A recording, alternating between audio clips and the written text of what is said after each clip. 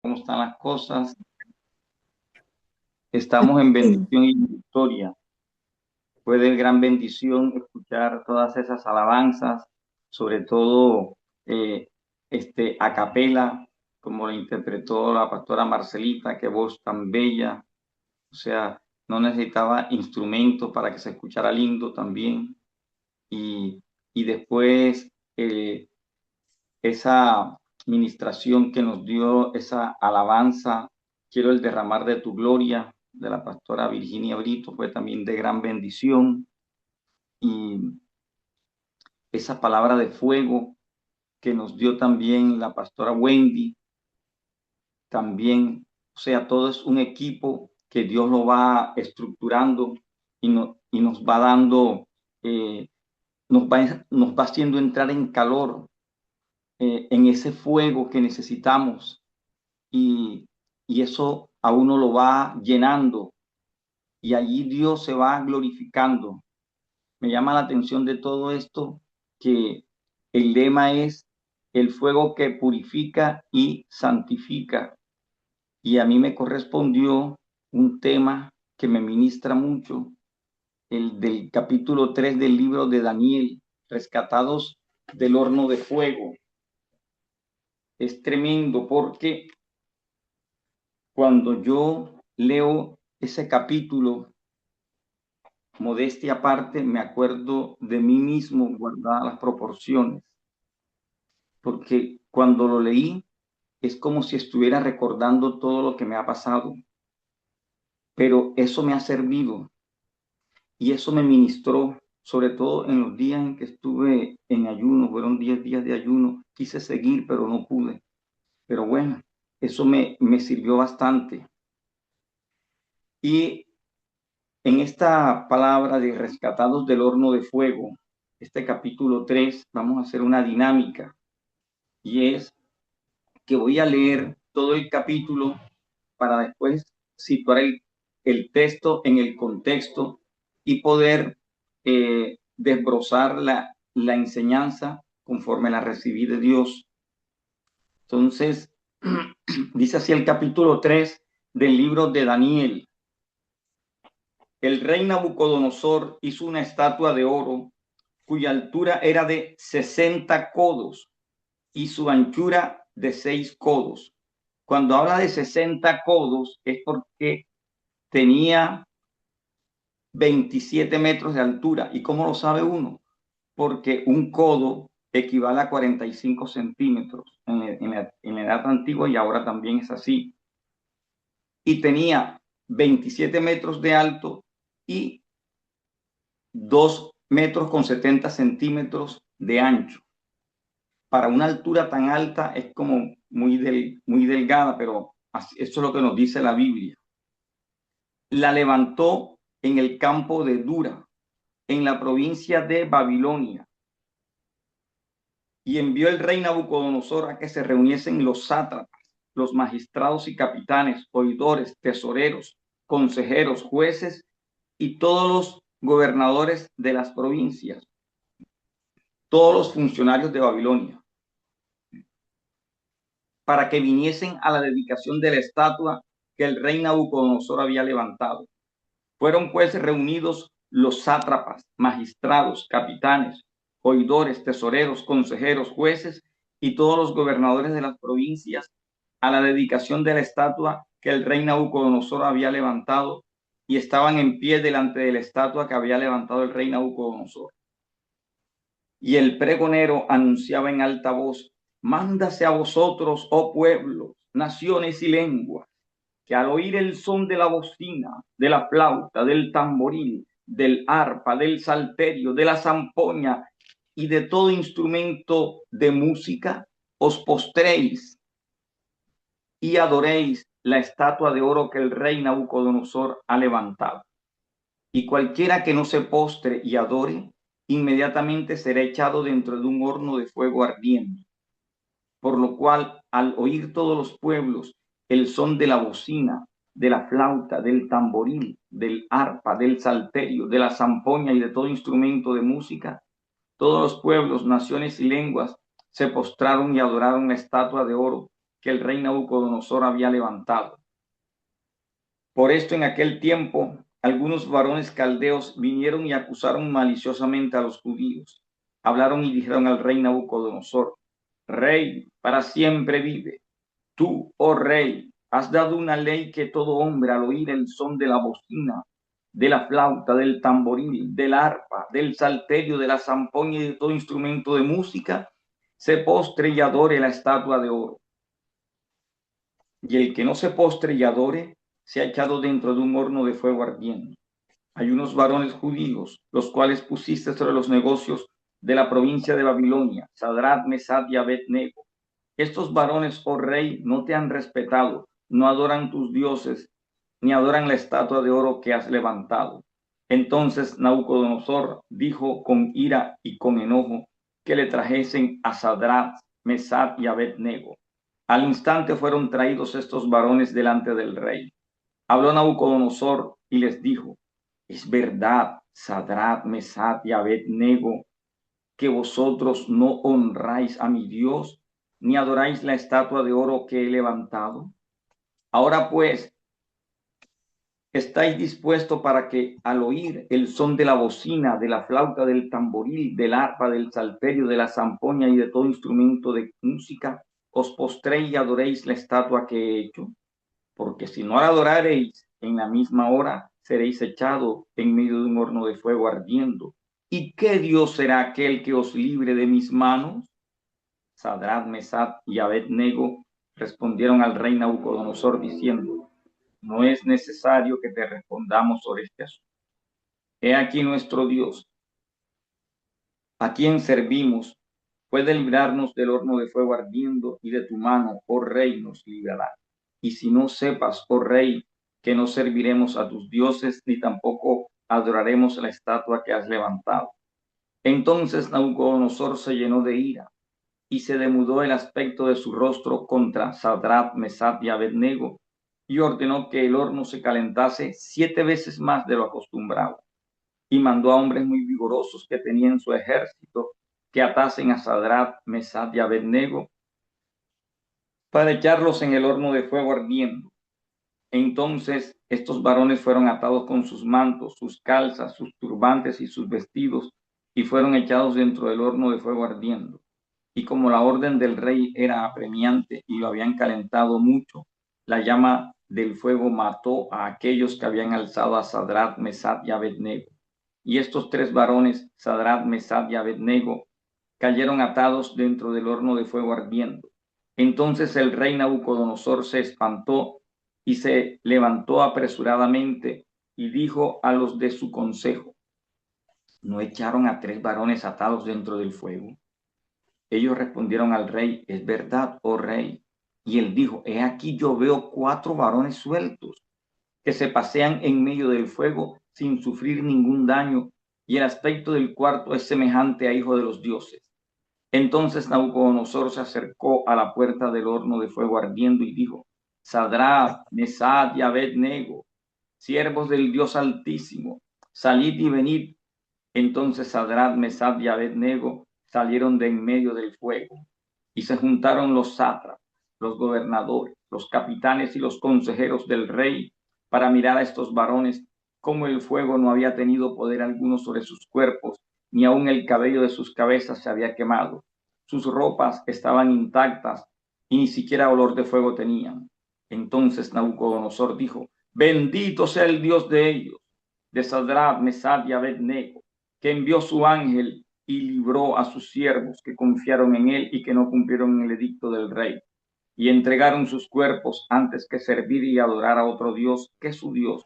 Por lo tanto, decreto que todo pueblo, nación o lengua que dijere blasfemia contra el Dios de Sadrach, Mesach y Abed-Nego sea descuartizado y su casa convertida en muladar, por cuanto no hay Dios que pueda librar como este. Entonces el rey engrandeció a Sadrach, Mesach y Abed-Nego en la provincia de Babilonia.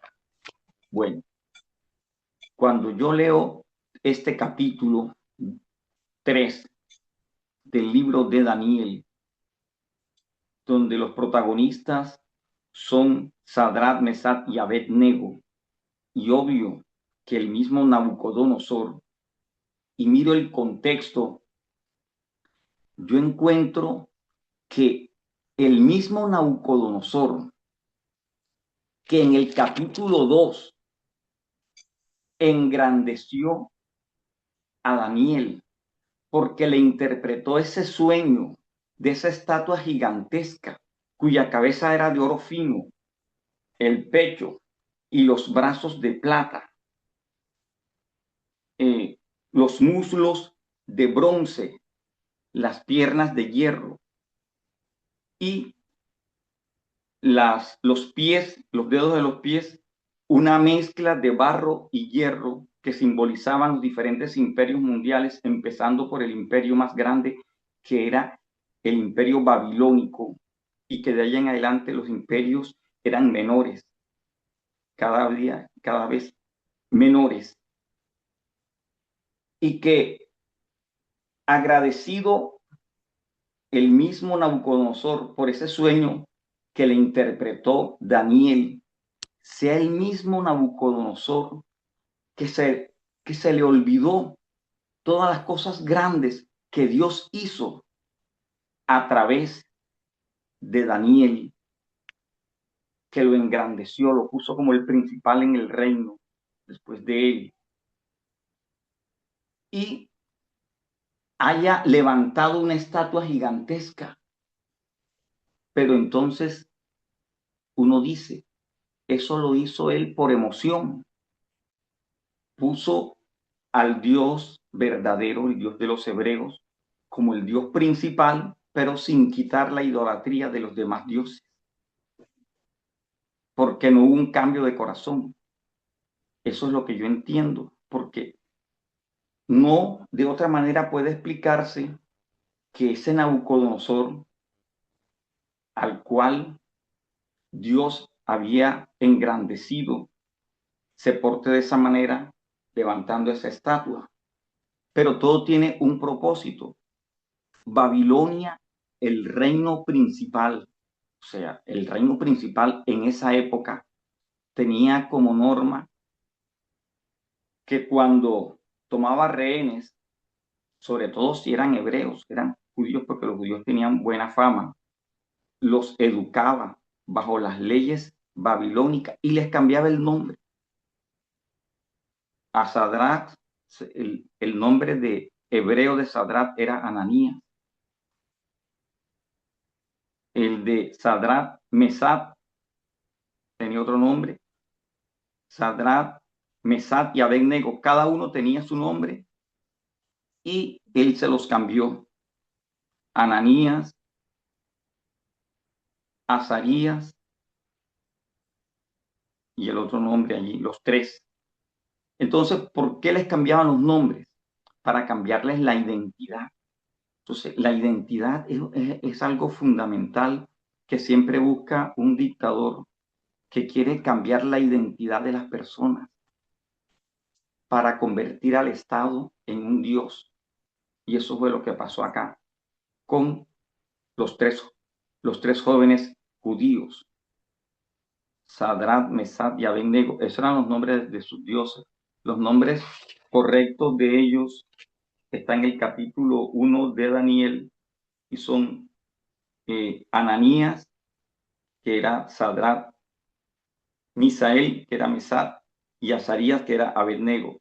Y a Daniel le puso Beltasar, que era el nombre de uno de los dioses de Babilonia. Entonces, ¿qué pasa con todo esto que estamos viendo? Que había la envidia de que veían que un extranjero en tierra babilónica estaban ocupando unos cargos tan altos que ni siquiera se los daban a ellos mismos. Entonces buscaron la ocasión de cómo hacerlos caer. La misma envidia que despertó Daniel.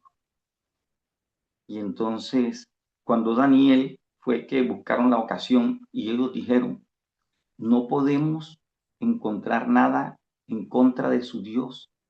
Entonces buscaron la manera de decirle que ninguna persona orase a un Dios diferente que al Dios de Nabucodonosor. Y de esa forma encontraron la estrategia para hacerlo caer. Y lo mismo sucedió acá. Acá también dice la escritura, maliciosamente buscaron la manera, o sea, maliciosamente quiere decir que lo hicieron con trampa, con dolo, con maldad. Y el Nabucodonosor levantó esa estatua. Unos dicen que él levanta esa estatua como que influido por el sueño que le reveló Daniel, de que él vio esa estatua gigantesca cuya cabeza era de oro fino, pecho y los brazos de plata, y el vientre, y los muslos de bronce, y las piernas de hierro, y los dedos de los pies en parte de hierro y en parte de barro, que no se pueden mezclar, se unen pero no se mezclan. Entonces cada uno tiene su significado.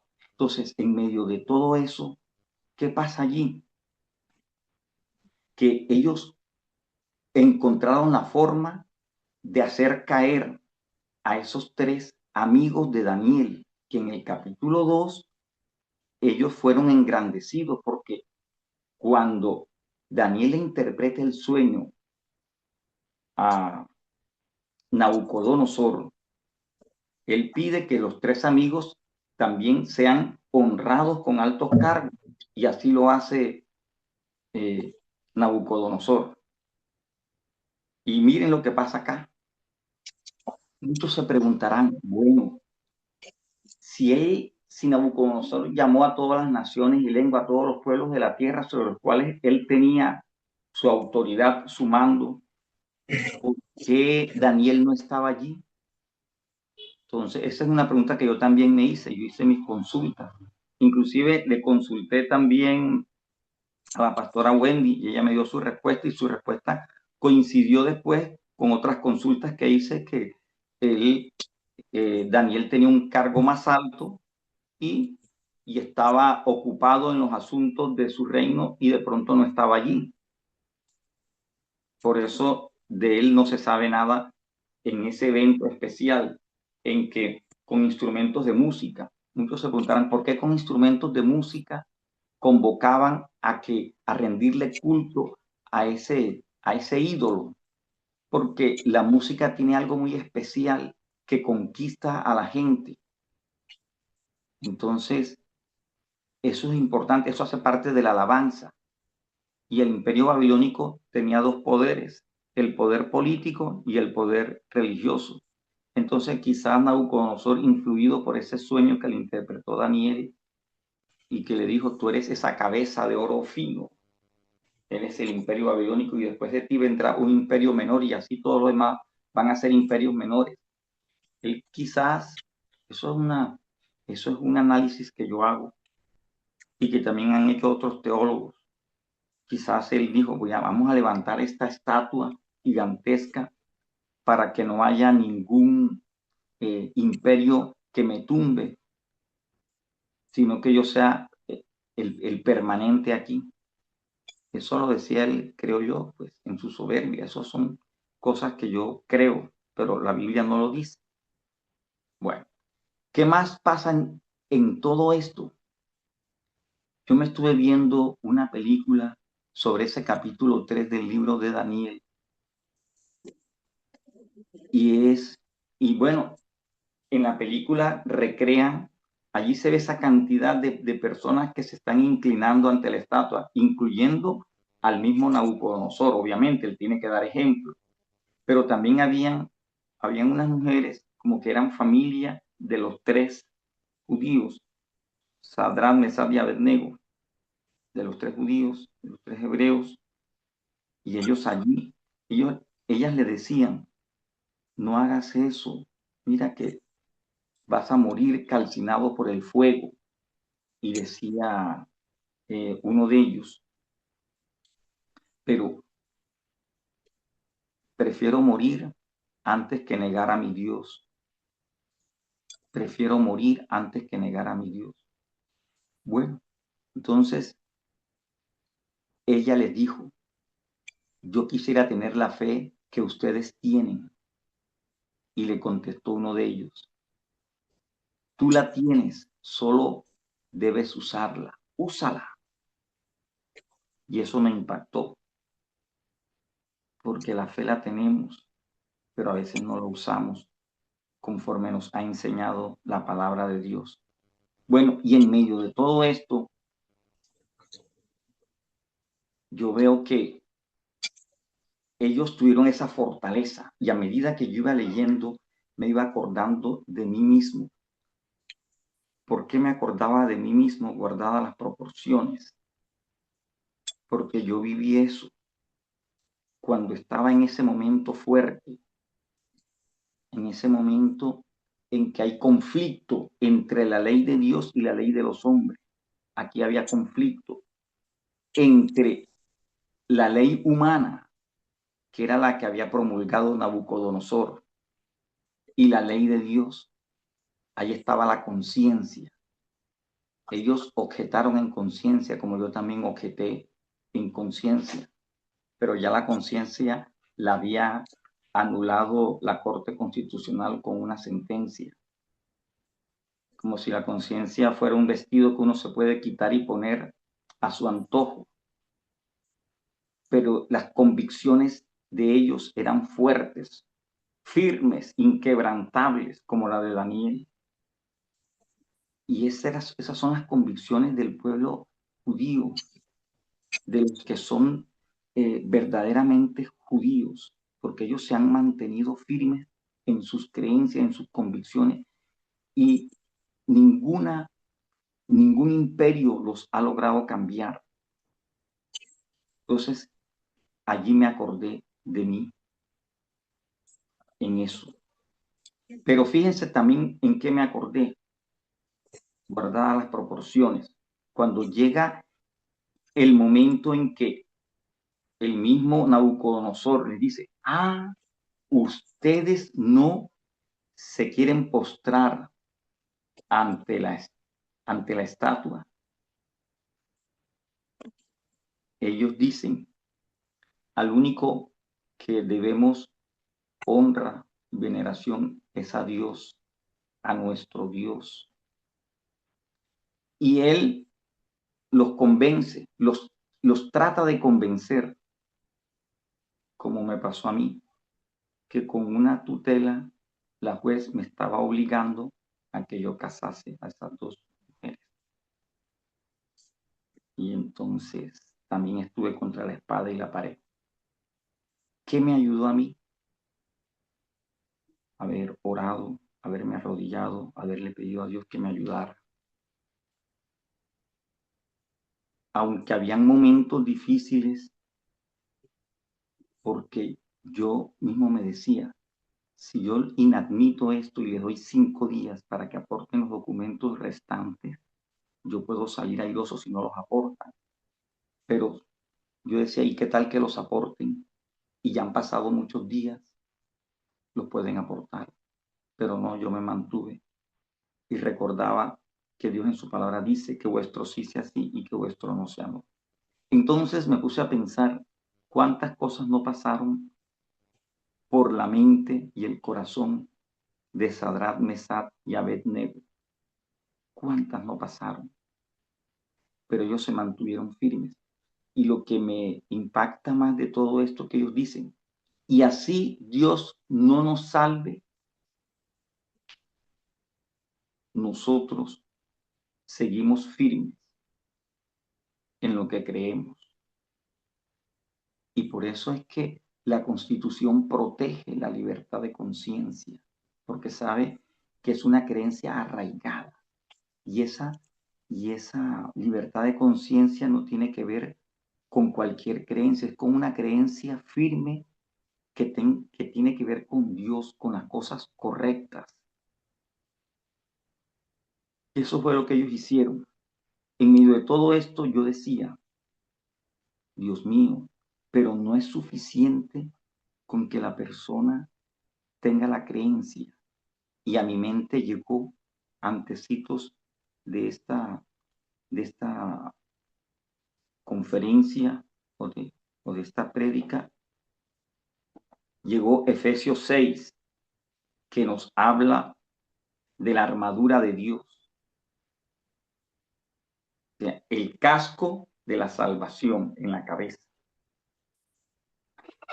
el apresto del evangelio de la paz en los pies, ceñidos vuestros lomos con la coraza de justicia, la cintura con el cinturón de la verdad, portando en la mano izquierda el escudo de la fe para apagar los dardos de fuego del maligno, y en la mano derecha la espada del Espíritu, que es la palabra de Dios. Y yo decía, pero bueno, uno puede invocar eso, decir, yo me pongo la armadura y me pongo,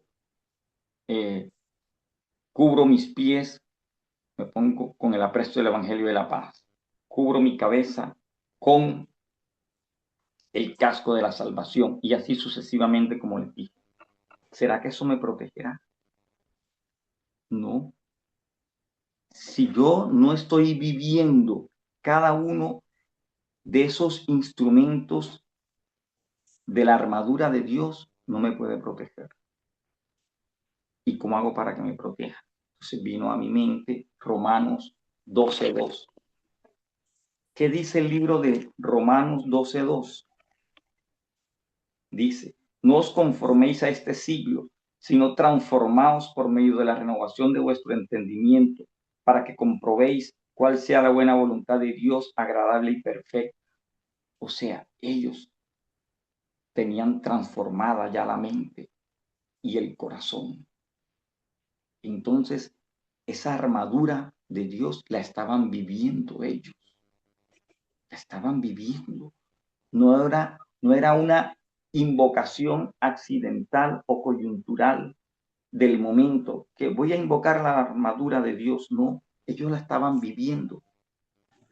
Y entonces ellos no se conformaron nunca al siglo en que estaban viviendo, porque tenían renovada su mente.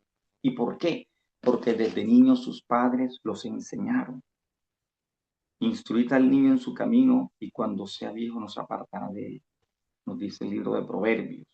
Entonces todo esto llegaba a mi mente. Cuando todo esto llegaba a mi mente, me acordaba del fruto de todo esto. Y ese fruto está en Isaías, en el libro de Isaías 43, 2, 3, que lo leyó la pastora Wendy, que dice así: cuando pases por las aguas, yo estaré contigo, y si por los ríos, no te anegarán. Cuando pases por el fuego, no te quemarás, ni la llama arderá en ti. Porque yo, Jehová, Dios tuyo, el Santo de Israel, soy tu Salvador. Entonces yo dije, wow, ahí está toda la clave para que todo esto se pueda dar, y esa unción que ellos tenían, y esa preparación. O sea, eso es lo importante en todo esto, esa fe inquebrantable. Me llama la atención de todo este capítulo 3, que dice rescatados del horno de fuego, que ya después, o sea, ellos, cuando yo veo que ellos entran al horno de fuego, aquí dice que ese horno fue calentado 7 veces más. Yo me preguntaba, ¿por qué 7 veces? Y llegó a mi mente que 7 es el número perfecto de Dios en la gematría hebrea. Y como el diablo le gusta imitar las cosas de Dios, pues ellos, los babilónicos, sabían muchas cosas de ciencias ocultas. Pero fíjense que fueron víctimas de su propio invento, porque los que calentaron el horno 7 veces más, con el resplandor murieron. En una película que me vi, aparecen ellos ya quemándose, y los que estaban ahí les dicen, déjenlos quietos, ya ellos están muertos, ya no los podemos salvar. Entonces fíjense, ya Dios estaba haciendo maravillas desde un principio. Nabucodonosor quería salvarlo, Pero si Nabucodonosor lo salvaba, él perecía, porque las leyes eran muy estrictas, sobre todo en esa época, y un decreto que daba el rey no podía ser revocado. Acuérdense cuando Esther, que el decreto, el rey Asuero dictó ese decreto de exterminio de los judíos. Entonces, ese ayuno de 3 días que hizo la reina Esther y todo el pueblo fue maravilloso para cambiar los planes del maligno. Entonces, ¿qué pasaba acá? Nabucodonosor quería salvarlos a ellos, pero estaba contra la espada y la pared, porque si Nabucodonosor no hacía cumplir su decreto, yo creo que le hubieran dado golpe de estado a Nabucodonosor y lo hubiesen sacrificado, creo yo. ¿Qué más pasa aquí? Y es de que cuando ellos entran al horno de fuego, al poco rato se sorprende Nabucodonosor que dice, no fueron 3 los que echamos aquí, y por qué hay 4, y por qué se mueven, y el fuego no les ha hecho nada. Y él dice, Sadrach, Mesach, Abednego los llama, y ellos responden, y ellos salen. Mire, ni el cabello olía a humo, nada. O sea, tremendo todo lo que estaba pasando. La ropa intacta, porque fueron atados y echados a ese horno de fuego, completos así. ¿Y quién era el cuarto? El mismo Nabucodonosor lo describe, que era como uno semejante a un dios o a un hijo de Dios. Eso lo dicen él en claro, era su conocimiento pagano. Ese era el ángel de Jehová.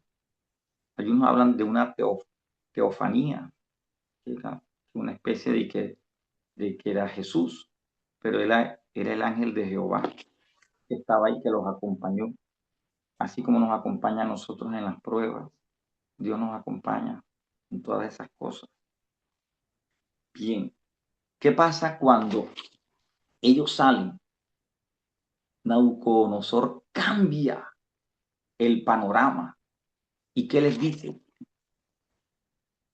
Bendito sea el Dios de ellos, de Sadrach, Mesach y Abednego, que envió su ángel y libró a sus siervos que confiaron en él y que no cumplieron el edicto del rey. Ahí quedó avergonzado Nabucodonosor y tuvo que reconocerlo. Y así va a pasar conmigo,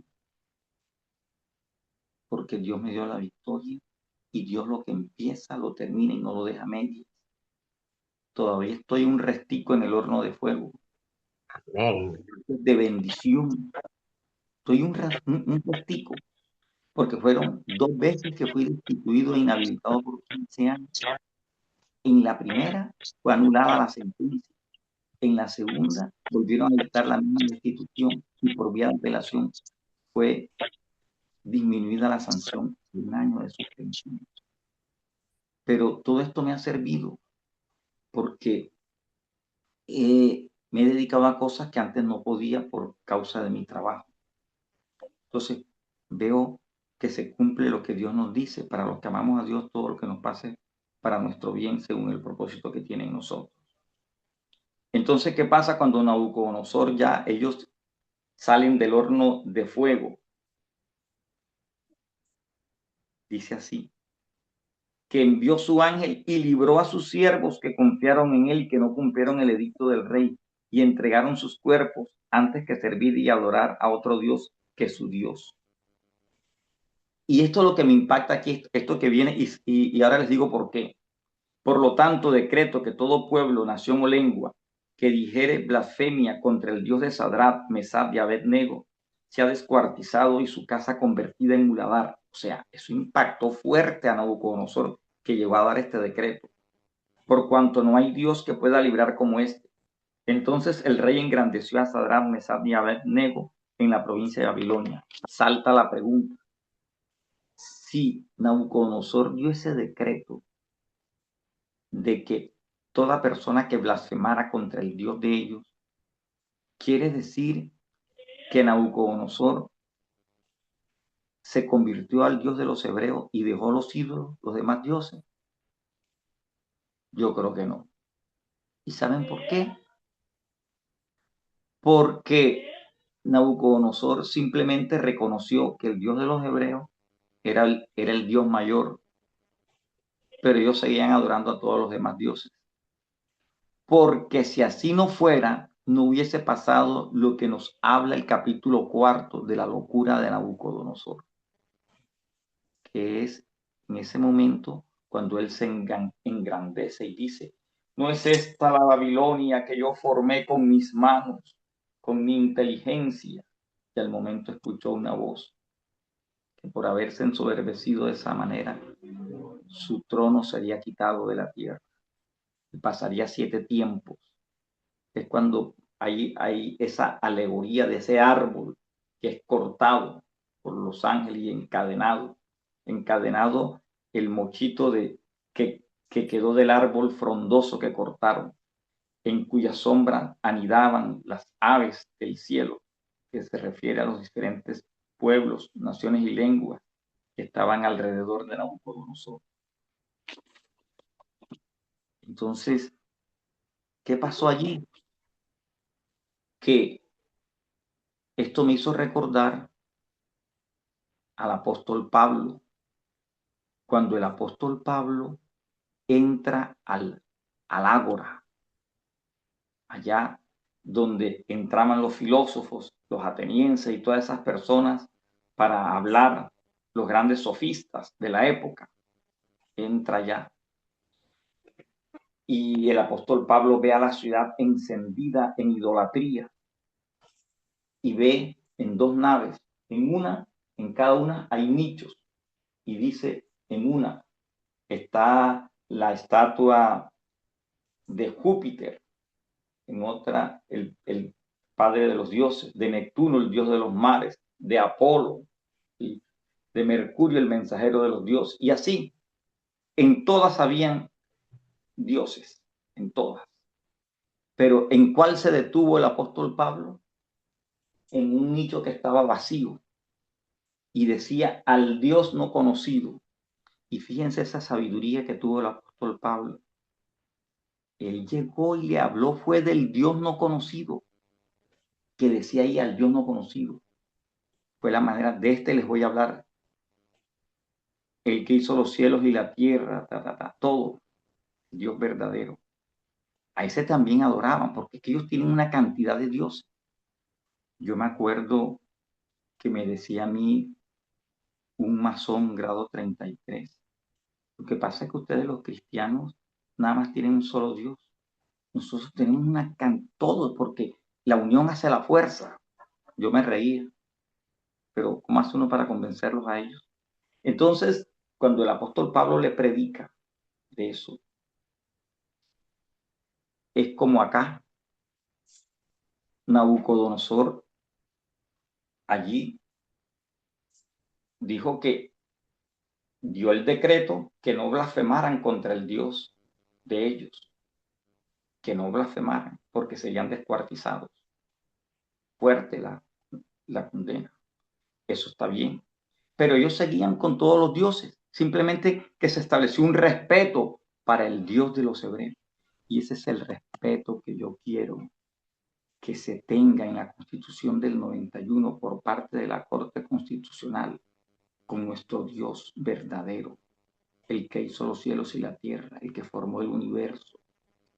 Que haya un respeto, porque no lo hay, porque la Corte Constitucional no ha establecido ese respeto. La Corte Constitucional ha establecido a la usanza, guardada las proporciones de la época de Nabucodonosor con su reino babilónico y de los demás imperios,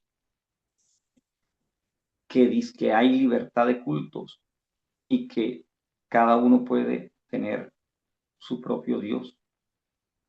Mentira. Ellos han establecido un culto solo al Dios de ellos. Han establecido esos cultos, y cuando uno no respeta las creencias de uno, pero yo sigo confiando en esa profecía, en esa palabra que me dio un pastor en Bogotá, el pastor Frankie Rodríguez, que me dijo, su caso va a demorar bastante, pero Dios le va a dar la victoria, porque van a haber muchas cosas, va a haber peleas, contiendas, pero Dios al final le va a dar la victoria, y yo me agarro de esa promesa, que se reconozca, que se respete nuestra adoración a Dios, al Dios verdadero, que se respete el artículo 18 de la Constitución. Pero todo esto tiene un gran propósito. Sadrach, Mesach y Abednego, después de esa prueba, salieron santificados, salieron purificados. Y yo estoy siendo purificado a través de esta prueba que estoy viviendo. Yo les doy gracias a ustedes por sus oraciones que hicieron por mí, por mi hogar, por la armonía. Y Dios ha oído esas oraciones. Y bueno, ¿qué más les digo? Simplemente que Nabucodonosor en el capítulo 4 nos dice que como su corazón no fue transformado, sino que todo lo hacía era por emoción, no había un cambio verdadero. Dios lo doblegó su orgullo y lo redujo a un rumiante 7 tiempos, o sea, 7 años, al cabo de los cuales reconoció la soberanía de Dios. Gracias a ustedes por haberme oído. Escucho sus comentarios. Dios les bendiga.